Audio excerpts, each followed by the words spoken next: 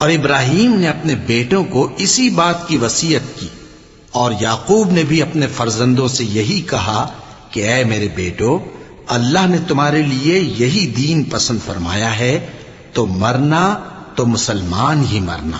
جس وقت یعقوب وفات پانے لگے تو کیا تم اس وقت موجود تھے جب انہوں نے اپنے بیٹوں سے پوچھا کہ میرے بعد تم کس کی عبادت کرو گے؟